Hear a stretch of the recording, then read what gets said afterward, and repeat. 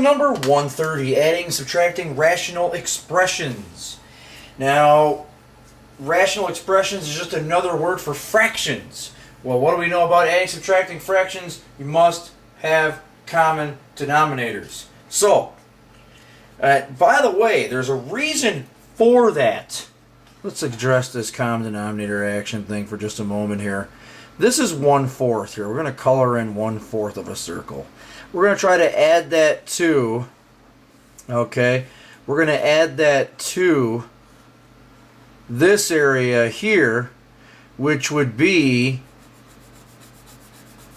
3/8. So we're going to take 1/4 plus 3/8. Now, if we were to take two soccer balls plus 3 soccer balls, we get a total of 5 what? Soccer balls. Okay? So we can add these two numbers together to get one term. Okay? Now, if you took 2 soccer balls plus 3 footballs, we would just simply have a total of 5 balls, but we wouldn't know if they are, what kind they are, soccer or football. So, that's the reason for common denominators.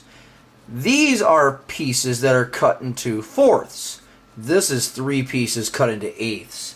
That's why we would need to make the 1/4 cut into 8ths. So we just turn this area from 1/4 into 2/8. Notice how we used 2 more lines? That's why we multiply by 2/2 to get our 2/8 plus 3/8 to get our total of 5/8. 1, 2, 3, 4, 5/8. That's how it all works out. So, that's a little crash course in adding, subtracting fractions. Here's adding, subtracting rational expressions. We start off by noticing that the denominators are definitely not the same. To make the denominators the same, we go ahead and multiply the second fraction by 2a squared b over 2a squared b. Now, first question, why 2a squared b? Because we want both denominators to be an 18, a cubed, b squared. We need a 2 to make the 19 become 18. We need an a squared to make the a become a cubed. And we need another b to make this b squared. Now, we want the denominator to be 18a cubed b squared. So that's why we multiply by this 2a squared b to the denominator. Then, by law, we're not allowed to multiply the denominator and the numerator by anything different, because we need this problem to remain the same. It's kind of like this. If you did 4/3 plus 5, if you wanted to, we could change this to 4/3 times 5 times 3 over 3. What are you really multiplying by? You're multiplying by 1, which doesn't do anything.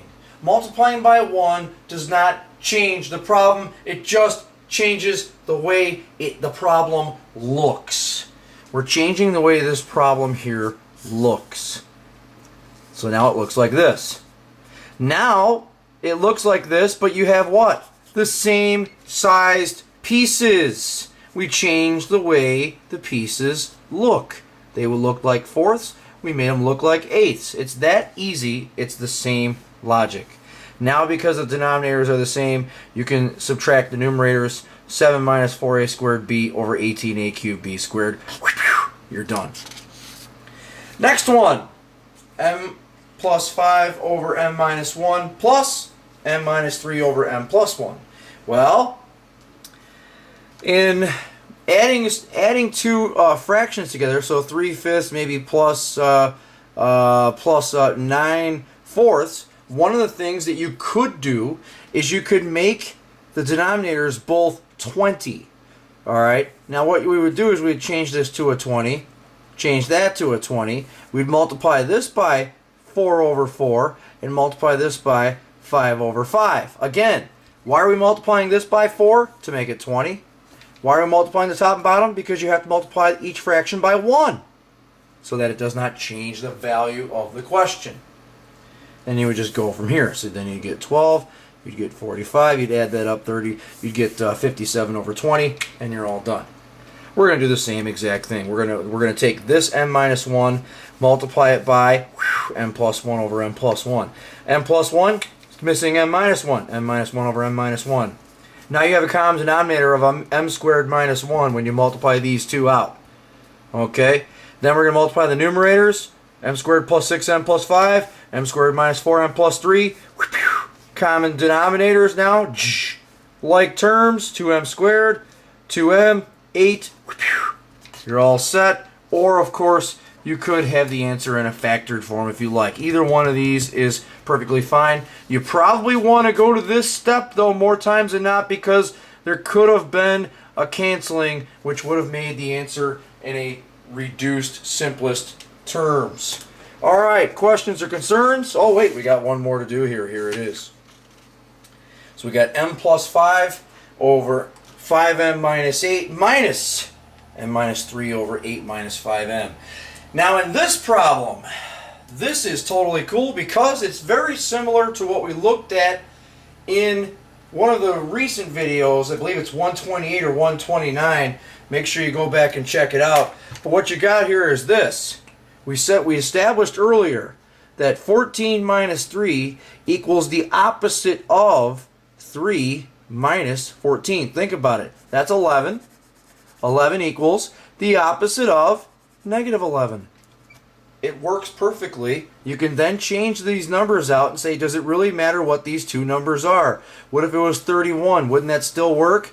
This is what? Negative 17 equals the opposite of 17. That's true.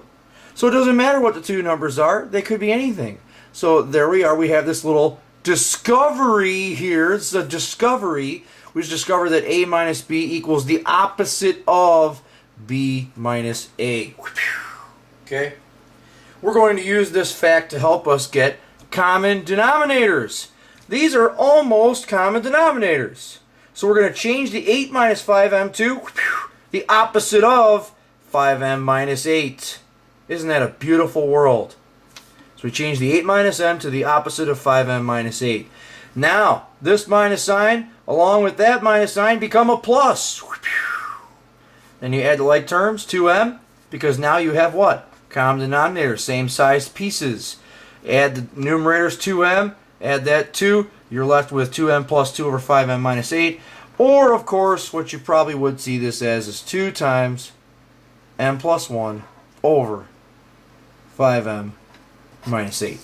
Alright, so any questions or concerns, please send me an email, and of course, good times.